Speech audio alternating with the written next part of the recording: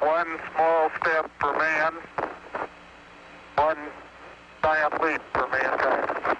When Neil Armstrong became the first man to walk on the moon, it realized the dream of a new frontier. What Apollo 11 started in 1969 was to end 3.5 years later. Apollo 17 was the final mission to the moon, and Harrison Schmitt, the 12th and last man to step out onto the lunar surface. Well, my memories are largely getting to see something that I had studied for a very long time, a globe out in space.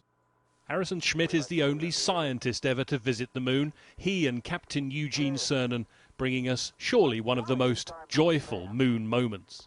I was strolling on the moon one day in a merry, merry month of December. He also captured that image of home. It was extremely important to begin to think even further than I had before of what our endeavors on the moon were going to mean to understanding that Earth, its history, and the history of life. There is orange soil. Theirs was the longest lunar stay with some remarkable discoveries. Orange! Worthy of excitement, the orange soil, evidence of volcanic eruptions.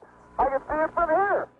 The astronauts were the tip of the spear, but that spear was held by an awful lot of people.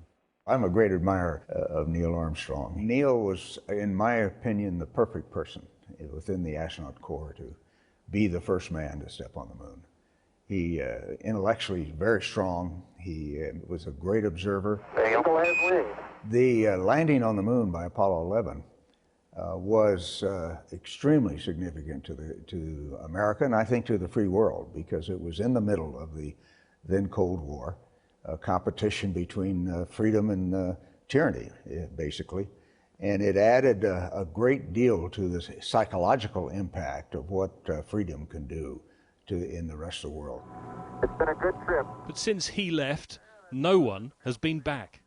I would not have predicted that it would be 50 years before we return to the moon. I think it's unfortunate that decision was made early on to shut that production line down. A mission or two into deep space through the years would have been, I think, very important to humanity.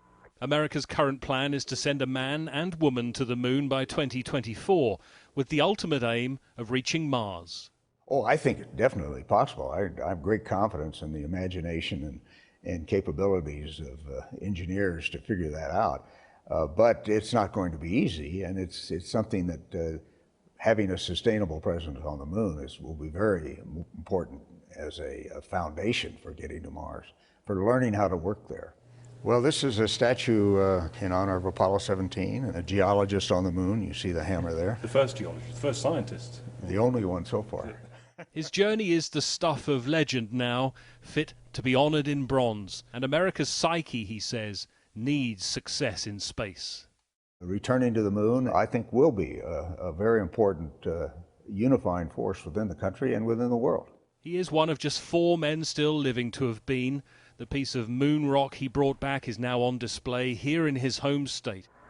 We'd like to share a piece of this rock with so many of the countries throughout the world. A priceless souvenir of his and humanity's journey of discovery.